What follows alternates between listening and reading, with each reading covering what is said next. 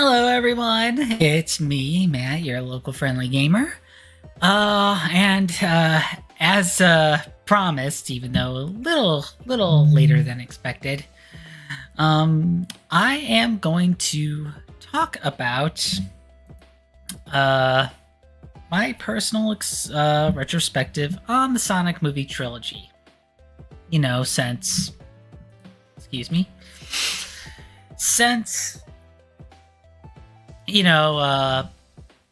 the third movie was released last month. I saw it on New Year's Day.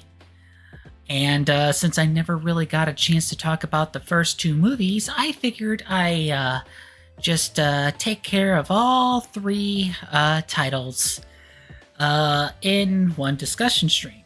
So here we are. So,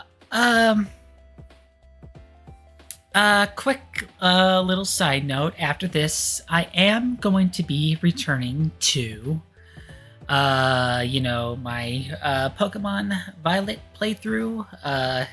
Since I left off right where I was about to begin part 2 of the Hidden Treasures of Area Zero expansion.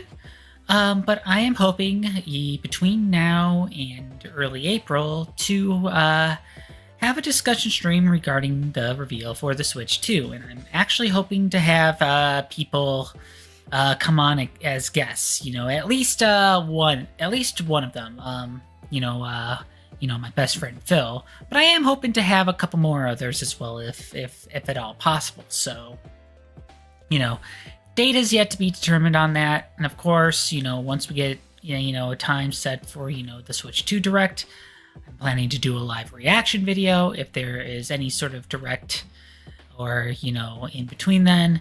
I know Pokemon Presents usually likes to have something at the end of February, as part of their anniversary.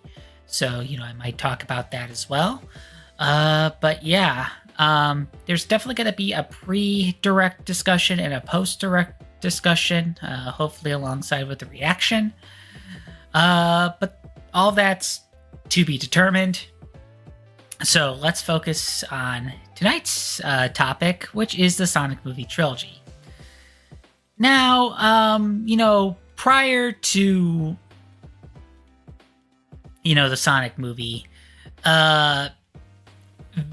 various, media, that has been based on video game franchises have been very hit and miss. A lot of people still very much remember, the days where, the Yui Bowl era, where he basically took various video game properties, made them extremely low budget and absolutely so bad it's good kind of films. It's like, and on top of that, we've also had all sorts of, derivative, cartoon series, as an anime series or other sort of very cheesy stuff that is very loosely based on the source material, but not really considered to be good, or, in some ways, they have, cult classic or guilty pleasure sort of deal. I think one of the few franchises that had seen moderate success in areas outside of, in expansive media outside of video games was, funnily enough, Sonic. Sonic had 2 or 3 series in the early 90s and stuff, and then in the 2000s, we saw Sonic X. And then, when there was the Sonic Boom side universe, there was also the show that corresponded with it, which, ironically enough, the cartoon series was the best thing to come out of Sonic Boom. The games, not so much. So, I guess a lot of people kind of figured that if anyone was going to pull a video game movie off, it would be Sonic. But early impressions didn't really look all that well, because, the trailer for it was sending all sorts of mixed signals, was felt like it was relying more on memes to kind of sell to people that, that they kind of thought was going to see the movie anyway because it's Sonic, which, well, it's only half true. It really depends on how much you're able to have people be willing to sit for an hour and a half, at any given time. Especially when, they want to pay movie theater tickets. But of course, the sticking point that a lot of people were kind of, ready to lambast on was the design, which was absolutely awful. They went for like a uncanny valley sort of realistic in terms of realistic looking CGI, and I think no one was really down for it. So much so that they had to Sega and Paramount, because Paramount was the company that Sega contacted to get this film going. They basically had to delay the film for quite some time while they had to redo all of the CGI stuff that Sonic was a part of. And I mean, it worked. The critique worked. The next trailer, came with a new Sonic that definitely looks a lot more like Sonic. And on top of that, the following trailers were definitely showcasing better parts of the film and made a lot more sense. So it got people more cautiously optimistic for the film. And, it also got me curious enough to see it. So incidentally, I actually saw the film with my girlfriend on Valentine's Day. We went to one of the nearby dine-in theaters that AMC had. And kudos to my girlfriend for willing to humor me, especially on our first Valentine's Day, because while she is sort of kind of into video games, she's not into as much into video games as I am. And of course, stuff like, Mario, Sonic, and she doesn't really... it's not the part of video games that she really interests herself in. So, and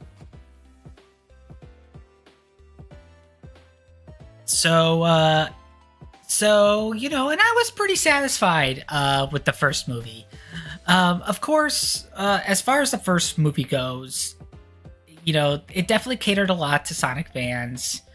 And of course, even if it wasn't, people specifically going for Sonic, it still made a good, general audience sort of movie. So basically, how the first movie went, it establishes its own continuity, which is, of course, good. It doesn't need to, it needs to at least be tangential enough for the games, but still fit in its own universe to where we could still be believed that it's Sonic's, own story and his own experiences, and has enough stuff that, we could still enjoy as fans. Cause, a lot of the cartoon series didn't necessarily have to follow the games. And the same can be said for the comic book series. Obviously they are free to work within their own liberties. As long as they fit with Sega's, mandates. Cause, I think ever since, some of the stuff with the Archie series kind of went off the rails a little bit, Sega has been rather keen on sticking to very specific mandates for how Sonic and his, his friends and the general universe around them are perceived. Some to its benefit, plenty of times to its detriment. But of course, a lot of the faults have been kind of more seen in recent video game titles. I have heard that there have been times where, the recent line of IDW comics sometimes kind of finds itself at odds with the mandates. But I think as far as the movie concerns, I think especially because they want to establish something, kind of completely separate from what Sonic is usually a part of, I think they had a little bit more flexibility in the matter. So, as far as Sonic goes, I think Ben Schwartz is a really good, is a really good voice for the character. You know, now it has that very same like kind of, teenage, adolescent teenager like energy. That's carefree, sometimes hyperactive energy that Sonic has. But they also, when things get serious, he's able to display that fairly well without coming across as too kind of whiplashy or anything like that. So, excuse me, just had dinner. So the first Sonic starts out, with kind of like a younger, Sonic that is a little closer to kind of like the classic days of stuff, racing along Green Hill. And he is, and he, was living his life with his adoptive owl mother, Longclaw, and I think that it is appreciated to see that we get a sense of, sense of, early family on with Sonic that we haven't really seen in the games. The Archie comics, I think, believe they did create a family for Sonic, but I can't necessarily remember what that was, and I'm not sure if any of those details were kept for like future references in media. Obviously not for the movie, but and I think due to a conflict, with the Echidna tribe, Sonic, has to, escape to various worlds using rings. This is how they kind of brought in rings. So instead of acting as, say, Sonic's health, the rings are more kind of quick teleportation devices, which is a really nice way to bring them in, without having them, try to fit a video game mechanic into a movie storyline. I think that was a good way to implement the rings, which of course, it's not something that they had in the first movie and then dropped. No, it's something that Sonic and eventually his friends constantly use throughout the films. So Sonic eventually makes his way into Earth, and I think especially because he doesn't want to put himself into danger or put people around him in danger, he has to kind of stay hidden from others.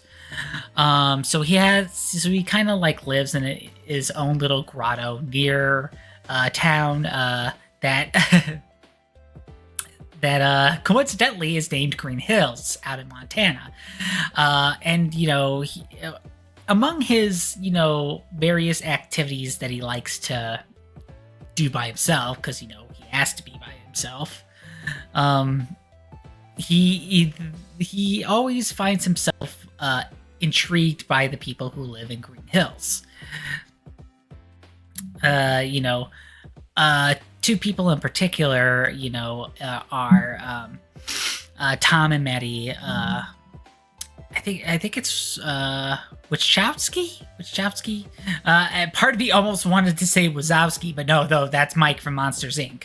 But basically, Tom and Maddie, who he calls Tom, Donut Lord, because he really, local cop. And of course, cops like donuts, and he likes to call Maddie Pretzel Lady because he often sees her doing yoga at home. And Tom,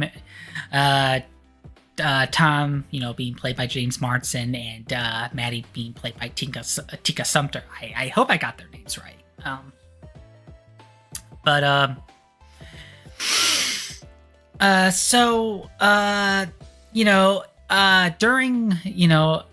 During a day where during an evening where Sonic was kind of fooling around, at a local baseball diamond, playing baseball by himself, he accidentally goes goes way too fast to a point where he actually causes a blackout in the town, which of course has him a little bit concerned, to the point where he almost has to consider kind of leaving Earth because he probably attracted a little too much attention.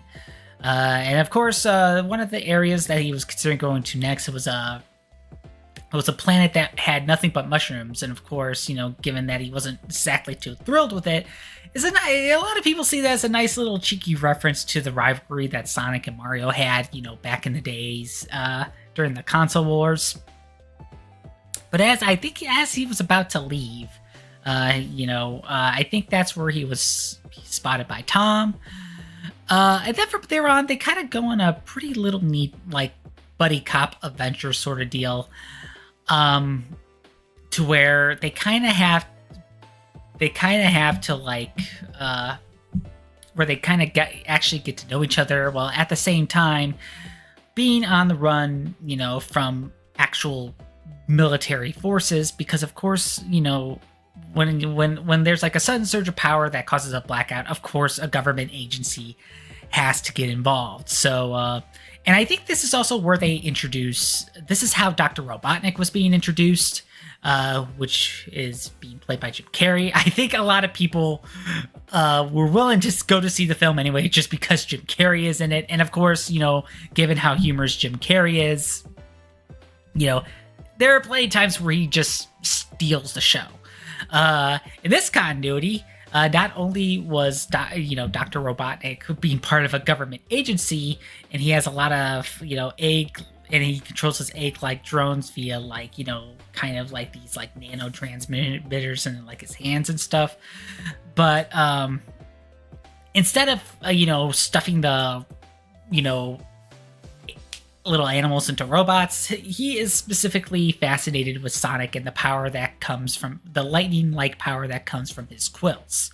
That's kind of how the movie, goes into as to the kind of power that Sonic has, as to why he's super fast and the like. So basically,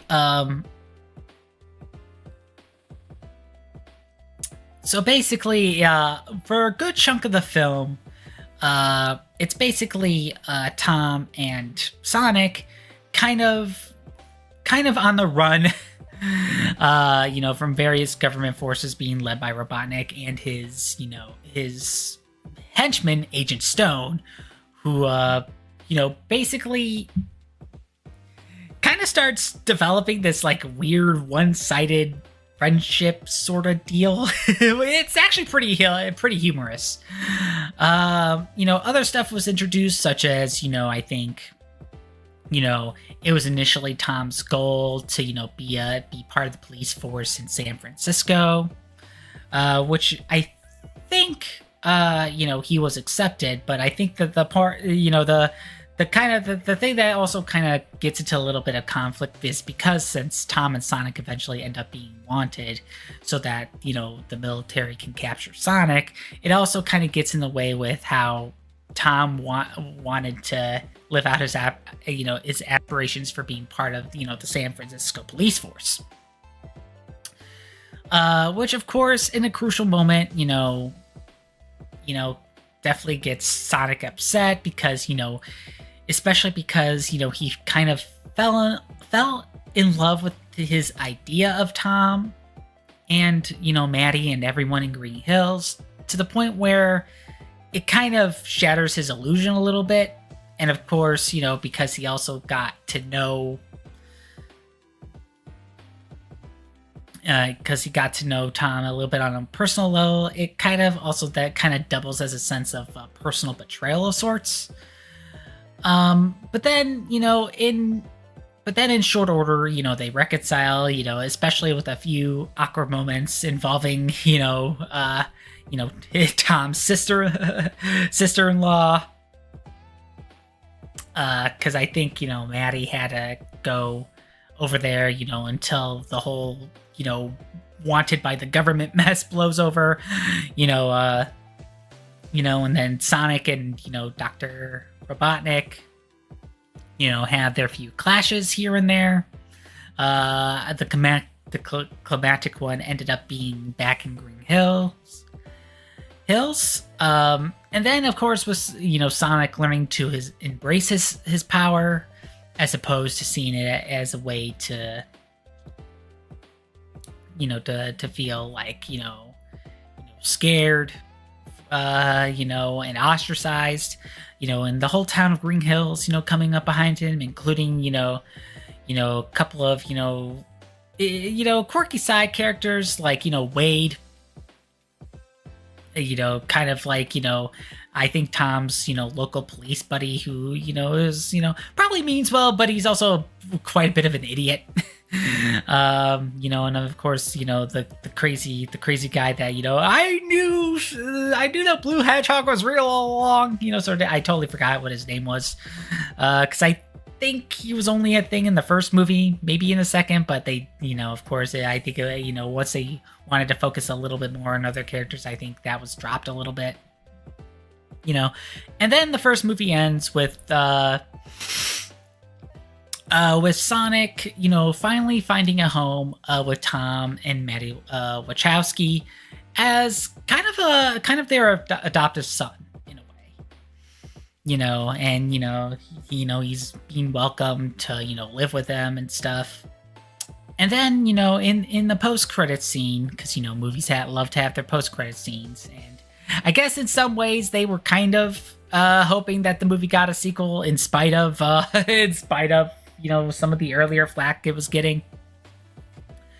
This is where they introduced Tails. And interestingly enough, for the post-credits scene and, for the two movies moving forward, Tails is actually voiced by the voice actress in the respective games. And I know I'm going to get her last name wrong, so apologies. Colleen O'Shaughnessy? That's probably the easiest time I've said it thus far, at least compared to when I was like playing it back in my head. But again, apologies if I get it wrong. Yeah. So, but I think since with the necessary changes, the movie actually did a lot better than people were expecting. So at least the sequel led rooms for an additional sequel. Now, there were a few unfortunate things to come from this. I think the VFX crew that had to basically bend over backwards to fix everything when people were complaining about the original design, I think a lot of them got laid off. I mean, I would hope that they then got rehired in some capacity for the following films that came forward, or if who knows. It's just an unfortunate reality of the entertainment industry, because again, we've been seeing a lot with TV shows and video games lately too. So, especially with all the crap regarding generative AI and all that stuff, which people were a little concerned if the third film was going to have that, because there were some rumors on that. And I think leading up to the second film, people were also crying foul that they weren't including Colleen's name in part of like the movie posters stuff, because she isn't a typical Hollywood actress. But at the same time, you're keeping her on to voice Tails. She should include some of the credit at the very least. I think they've gotten better about that. I think going forward and stuff. But yeah, with Sonic 2, not only was Tails introduced as someone who, I think the way they introduced Tails was, I think Tails kind of heard rumors of Sonic and, his heroic acts and stuff. So Tails managed to go into the same dimension that Sonic was in order to meet him. But then in the same movie, this is where it introduced Knuckles, because and I kind of glossed over this, but I think the way that Sonic managed to defeat Eggman, Dr. Robotnik, I think especially with the egg-like drones, I think this is kind of where how Sonic kind of penned Dr. Robotnik as Dr. Eggman in the movie universe. I think he sent him over to the mushroom planet that he was avoiding to go to for. And I think it was there that Dr. Eggman was kind of, and one of the ending scenes was how Dr. Eggman was kind of starting to kind of lose his mind. He was starting to kind of look a little bit like the Eggman that that has been known to display himself in the games, because he was initially had hair and a curly mustache, but now he had like a bald head and kind of an unkept mustache, and making all sorts of jokes about reconnaissance, which was pretty funny. Jim Carrey was definitely embraced that role, and I think I've also heard of interviews where he actually admits to really liking to play in that role. Kind of similar to how I think Jack Black really embraced, being Bowser in the Super Mario movie. Which I think that was kind of another reason why a lot of people were looking forward to that one. But, I already talked about the Super Mario Brothers movie in a previous discussion. So yeah, the way they were setting up Sonic 2 was, Sonic was, trying to kind of be like his kind of, makeshift superhero, but kind of hasn't learned the most important lesson of, the whole, what great power comes great responsibility sort of deal. So, this was kind of setting up to kind of be in the movie where Sonic has to learn kind of, great power comes great responsibility. And of course, this is where introduced Knuckles, who is voiced by Idris Elba. As, again, someone who is, thankfully they leaned into more of, he does have a very, he has like a, kind of a more battle ready, kind of, sensibility sort of deal, but tends to lack a little bit of common sense regarding everything else, just because, he's a Echidna warrior, he's, fighting for the honor of his tribe sort of deal. And I think they also kind of go into kind of how, the movie kind of has to, explains how they explain their past and his relation with like various Echidna tribe and stuff like that. And how he's the guardian of the Master Emerald. So I think when Eggman found a way to get back into Earth, he wanted to recruit, Knuckles in order to take down Sonic so that he can harness his Sonic's power, for his, his own machinations and sort. And figures, since he also found the Master Emerald, he wanted to take advantage of, Knuckles, in regards to that as well. So it's a little bit of, Sonic 2 and 3 from the games, just kind of told in, told in the continuity of Green Hills, Montana. So I think the way, so even though people, preferred, Sonic over the human characters, people eventually did warm up to, Tom and Maddie, they also liked Agent Stone, and of course, you can't say no to Jim Carrey, you cannot disapprove of Jim Carrey, because, it's Jim Carrey. But, oh, sorry, nah, throat's getting a little dry, need to hydrate.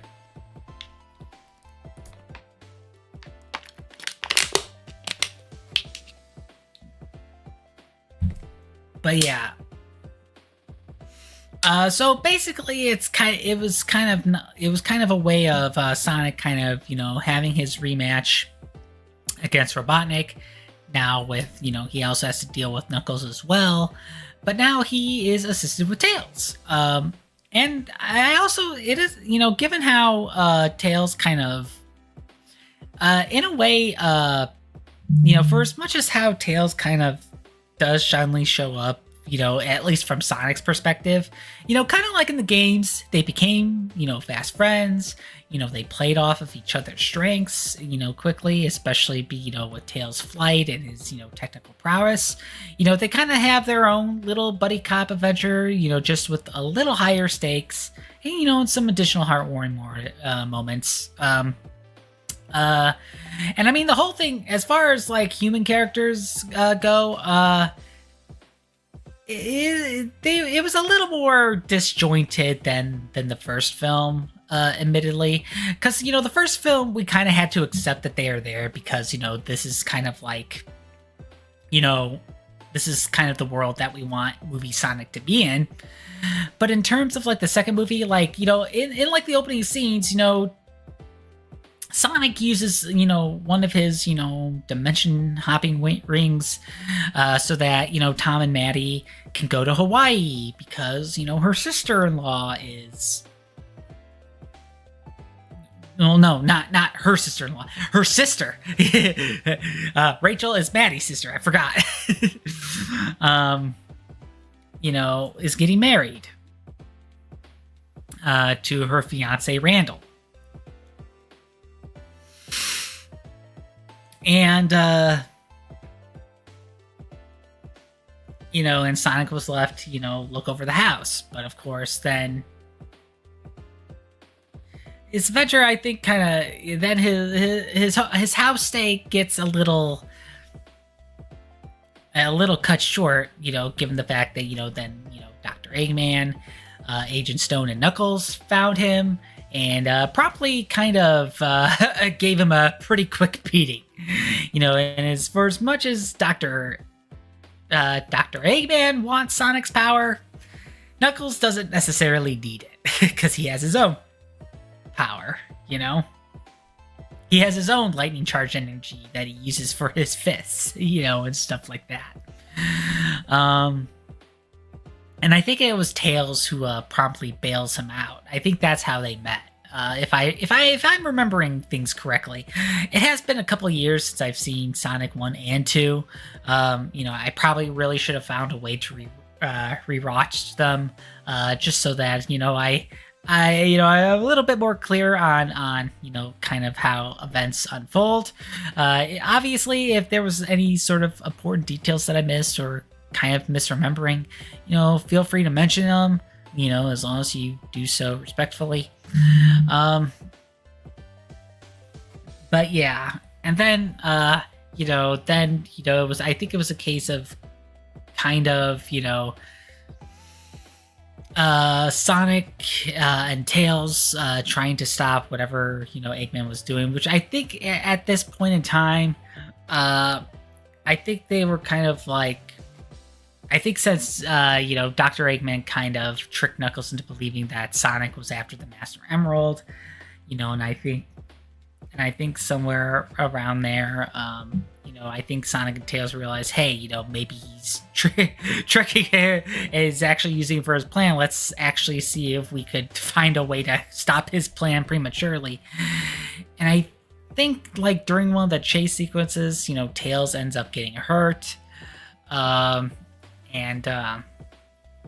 That's where, Sonic had to quickly call Tom to kind of quickly bail him out of being chased by Eggman's robots in the middle of the wedding procession.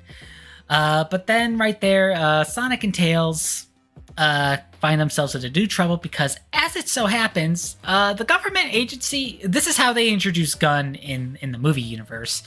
The government didn't exactly stop keeping tabs on Sonic. In fact, they were kind of looking for a perfect opportunity to recapture Sonic. And I think they also captured Tails while they were at it too, since, they were both, kind of licking their wounds from, like, their previous encounter with Eggman and Knuckles. And that's kind of how the wedding actually... The wedding was actually an undercover operation. Everyone from, Rachel's fiance Randall to the preacher and all that, they were actually, undercover military agents to capture Sonic and Tails. So then there was kind of this like whole stretch where Tom and Maddie were trying to rescue Sonic and Tails, where Rachel was basically,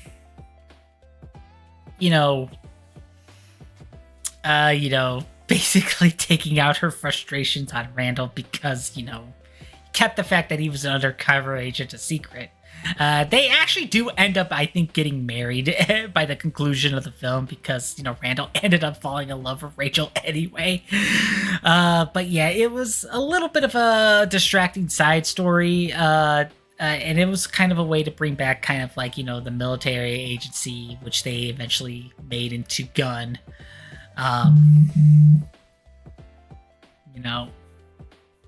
And of course, they brought back, the one commander dude that they kind of had throughout the first film, who is a bit of like a dorky grandpa. He even offered for Tom and Maddie. They gave, as an apology, he gave Tom and Maddie a freaking gift card to Olive Garden. And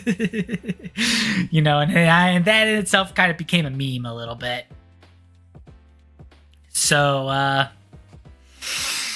but yeah, and I think it was, after Sonic and Tails, I think, got rescued from Tom and Maddie, then Sonic did kind of understood, the importance of, with great power comes great responsibility. There's a difference of, wanting to be a hero and actually being a hero sort of deal. Because, we started from, Sonic doing, random heroics, in cities well off in the distance, they can get to easily with super speed, but then causing more problems than actually solving them.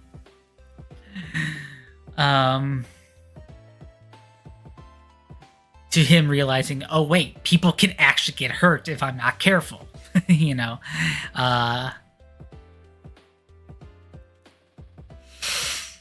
But yeah. And I think it was there that he, kind of did his quick little sprint to the ancient ruins, has another scuffle with Knuckles. But I think it was right there where he did realize that, where Knuckles, where Dr. Eggman basically drops the facade, basically openly admits that he's using Knuckles and steals the Master Emerald from him. And then we start getting to the point where, and I think it was through the Master Emerald that Eggman in the movie universe was able to make his Death Age robot. So, and he was using it to take over, to basically take over the world, sort of deal. So yeah, I think it was also Then it's basically Sonic, Tails, and Knuckles, who has since recovered, and then Knuckles, who is then willing to help out Sonic. I think they all fought against the Death Egg robot, and I think it also got to a point where, Sonic was about ready to be defeated, with his, surrogate parents, doing a last-ditch effort to protect him. But I think it's somewhere along the line the Master Emerald breaks, revealing the 7 Chaos Emeralds, and that's where Sonic becomes Super Sonic and pretty much effortlessly defeats, the Death Egg robot in a cinematic flourish. And then the movie concludes with, Sonic, eventually getting kind of two new brothers, as it were, in Tails and Knuckles, and then, Knuckles also, because he doesn't have to be like a serious, Echidna warrior all the time. It, gets his, his own sort of adorkable charm sort of deal. And basically, the three, basically, bond. They are now a team, and they are committed to defending the Master Emerald. Because I think after, Super Sonic, won against the Death Egg robot, he basically says, hey, I'm not going to stay this way, just because, I need to be responsible enough to use this power yet. And so the 7 Chaos Emeralds got resealed back into the Master Emerald with Knuckles. because he's able to do that. And that concludes Sonic 2. But of course, we can't have the film without a post-credit scene. And in Sonic's 2 case, they basically teased Project Shadow. So interestingly enough, we go straight from Sonic 2 and 3 to Sonic Adventure 2. Which is a pretty interesting jump. I mean, if you think that's interesting, I'll reference that again once I conclude kind of my impressions on Sonic 3, the most recent one. So yeah, all in all, Sonic 2 was definitely good. They had a little bit more referential material to the video game, but because they had to break the action a little bit more, with the kind of the featuring the video game inspired characters and the original human characters, it got a little disjointed, especially with the wedding in Hawaii stuff. While Sonic and Tails were doing something, then it cuts back to randomly checking in to see how Tom and Maddie are doing, sort of deal. And there are also some humorous moments with Agent Stone in that he temporarily had his, Mean Bean Machine cafe, that wasn't really doing so well or something, as he was waiting for Dr. Eggman to come back. So definitely very, it had its entertaining moments, but it also had its moments where it just kind of broke its pace and kind of dragged on for a bit.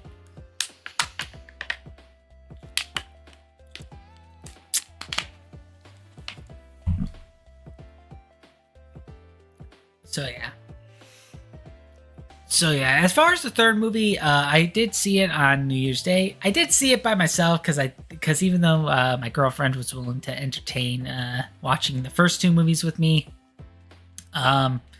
she kind of had to put her foot down a little bit and be like, "Hey, these aren't really for me. Can you see these on your own, please?" And I think she also didn't want to see the Super Mario Brothers movie as well. I mean, to be fair, the movie was primarily made for Sonic fans to begin with, so it is a little hard for people outside of fan base to kind of enjoy them the same way a Sonic fan would. I didn't bother so much watching the mini series featuring Knuckles, because for one thing, it didn't actually feature Knuckles. It featured more of Wade, one of the original side characters that I bet he is a bit of a charming character, but there's also a reason why he should have stayed as a minor character. And of course, it didn't really focus on Knuckles as much as it should have. So I didn't really, and to be honest, it also didn't really factor in too much into Sonic 3 anyway. So Sonic 3, of course, the major antagonist this time is Shadow. Because in the post-credit scene, Project Shadow was introduced, with Shadow, resting on there, about to be awakened and all that stuff. Shadow this time is voiced by Keanu Reeves, which, it definitely, again, makes the growing cast list all the more interesting with each passing film. So, this is kind of more along the lines of, Sonic Adventure 2's plot in a way, with some major differences. So the Sonic 3 starts off with, a camping trip that Sonic, Tails, Knuckles has with their, surrogate adoptive parent, well, not surrogate, their adoptive parents, Tom and Maddie, celebrating, the anniversary of Sonic, Sonic's arrival on Earth. And, in addition to it starts off with some pretty neat little moments, such as, Sonic, finding his original little grotto space where it was his home when he was living out on his own. some kind of you know, lessons about, hey, growing in what's an important in your heart, sort of deal. But it doesn't take long before Gunn finds the family once again, but this time requesting their help because Shadow has broken out of his stasis capsule that he was in for the past 50 years. And of course, Shadow is out for vengeance due to the events of 50 years ago, where, he basically had, his sister figure, Maria, taken away from him when, the government agency tried to shut down Project Shadow. But yeah, as opposed to Sonic being mistakenly arrested by Gunn, they actually initially worked together in order to stop Shadow, who was causing chaos and mayhem in Tokyo. Unfortunately, they haven't quite mastered, their teamwork dynamic just yet, even though in spite of, success with stopping the death fake robot from the last movie. And Shadow kind of basically, and due to their disjointedness, Shadow basically gets the better of Team Sonic. And as Team Sonic was kind of meeting with the same gun commander that was kind of dogging him a little bit to kind of get more of the scoop on Shadow, there was a little bit of, it seemed like there was a little bit of an internal conspiracy, because they also introduced this female gun director sort of deal, and I guess she was plotting behind the gun commander's back to kind of take him out while simultaneously pinning the blame on Team Sonic. I think he actually dies now that I think about it, which is like, dang. I mean, and we're already going into the story where a young girl gets killed because she was way too close to the very project specimen that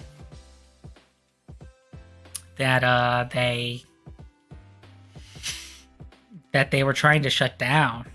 And they had their own retelling of events regarding that too. In fact, I think they also even mentioned to the point where the awkward grandpa like gun commander in the movies, I think was initially a soldier assigned with Project Shadow, and was familiar with both the professor and Maria. That's another interesting angle they took too. The Professor Gerald, Dr. Eggman's grandfather, is actually alive, well past 100 years old, and is also being played by Jim Carrey, in kind of this old guy suit. So he plays both the returning Dr. Eggman and Professor Gerald. But they did definitely kept his, wanting revenge on humanity for killing his granddaughter. But they actually did give him some pretty interesting bonding moments between him and between the two, crazy mad scientists. So that was definitely a nice little take for sure. But yeah, it's like, due to like the extra conspiracy of, Gun trying, I guess probably because, I think the gun commander had a different way of approaching how to stop Project Shadow, whereas I think the rest, a good chunk of Gun, most likely under the gun director, wanted to either seal Project Shadow back up or find some way to eliminate them. I think especially because, I think Team Sonic was going in a little bit of a different direction than they intended. They probably saw them as more of it's Alliance out of convenience, and after knowing too much, it's like, okay, well, we're basically shutting up our upper chain of command and pinning the blame on the people that we've asked to help us solve our mess, basically.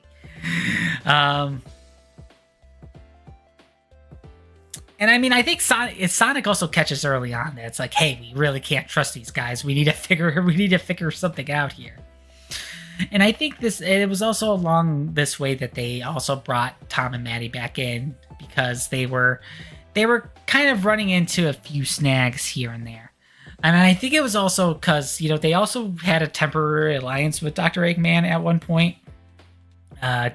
Because, someone was... hold on, I need to answer a text.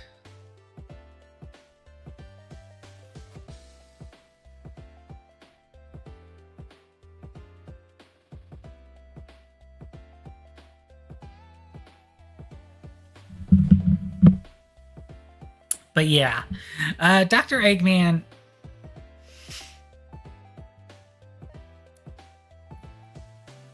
initially wanted Sonic and his crew to help because someone else was controlling his egg mechs, which, surprise, surprise, was actually his grandfather. But then when Dr. Eggman kind of found out for himself, the two of them then begin working together alongside with Shadow to basically eliminate, Team Sonic, and to kind of take control of, the Space Colony Arc with the Eclipse Cannon to take over the world, except, Dr. Eggman found out later on that Professor Gerald actually and Shadow wanted to destroy the world out of revenge for what happened to Maria.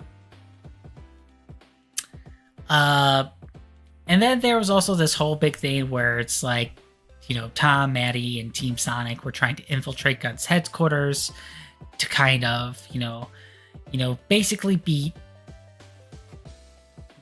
Dr. Eggman and his grandfather and Professor Gerald from stealing the access key to access, the Space Colony and the Eclipse Cannon, so that they don't use it. They don't end up using it, and then it ended up kind of escalating to a three-way kerfuffle between Gun, Team Sonic, and Dr. Eggman and Robotnik, which ultimately led into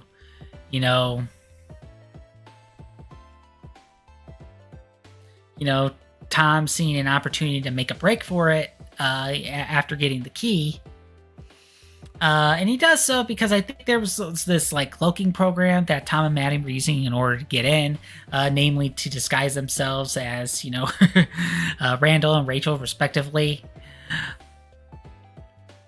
And then I think, in order to get, I think the card back from the gun director, who I think also wanted to, basically confiscate the Eclipse Cannon. He posed as the Lake Kung commander to get the key back, only for him to be knocked out by Shadow, who was fooled by the disguise. And then right there, that's where Sonic gets really, really ticked off, to the point where, now he wants to fight Shadow out of revenge. Tails and Knuckles decide to try to stop him. Doesn't really work out so well. Which leads to Sonic basically confiscating the Master Emerald from Wade back at Green Hills, turning him into Super Sonic. And that's when, there's actually a fight between Super Sonic and Super Shadow, because Shadow was able to get the energy from the Chaos Emeralds in order to fight Sonic, but Sonic was able to overpower Shadow to the point where he was almost ready to finish him off, really. But then he managed to stop himself short, and the two basically kind of have a bit of a bro moment. To the point where Shadow realizes, hey, revenge isn't really worth it. And I think also from there, Dr. Eggman also didn't exactly want Professor Gerald to succeed, because he wanted to take over the world as opposed to destroying it.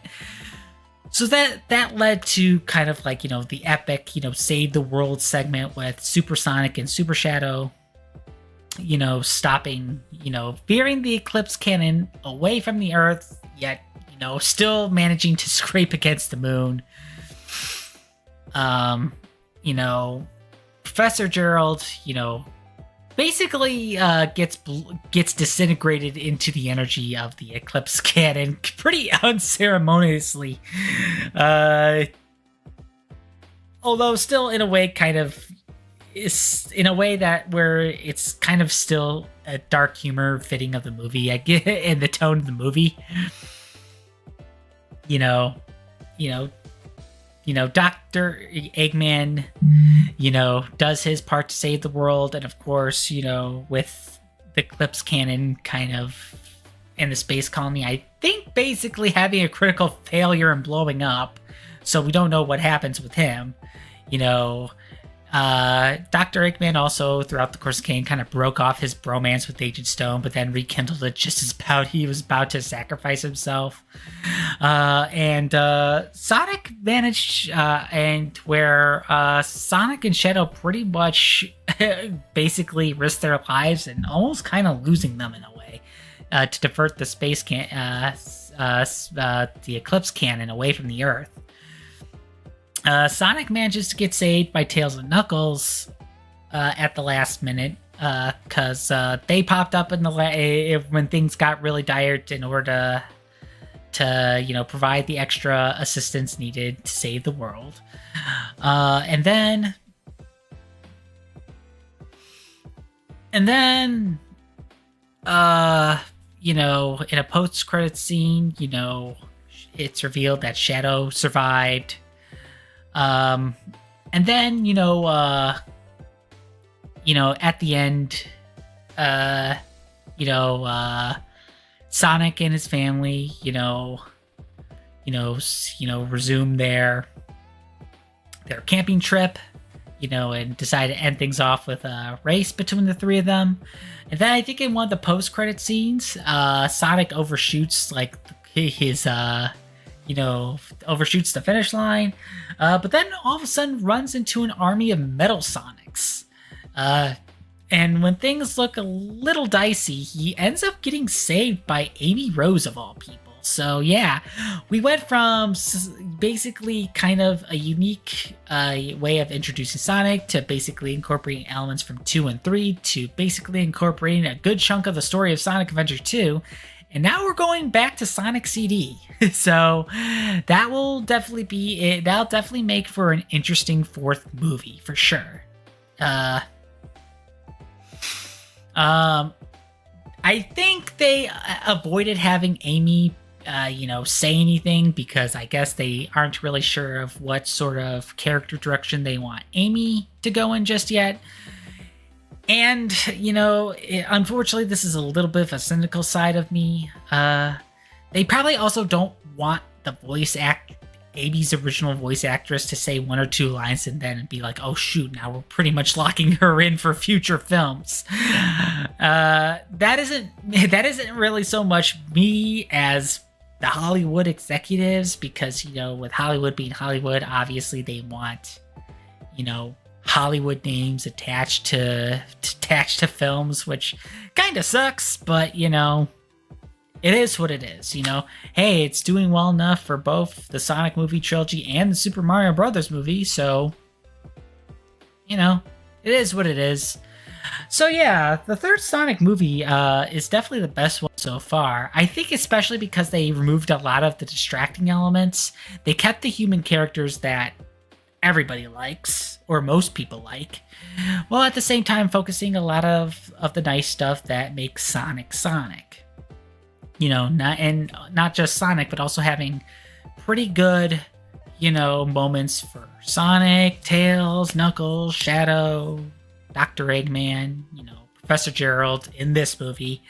And hopefully they'll do the same for Amy Rose too. Although again, it will be interesting to see how they introduce her, as well as the fact that there's a lot of there's like an army of Metal Sonics.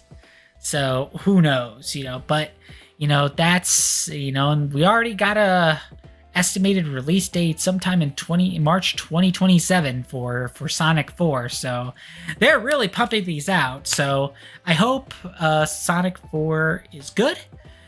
I am a little worried that, at some point, they don't end up getting like a bit of fatigue with these movies. Like, they really should hopefully do like a 3 to 4 year break after the fourth one. Maybe try having a side series again, but this time actually feature the characters that people want to see.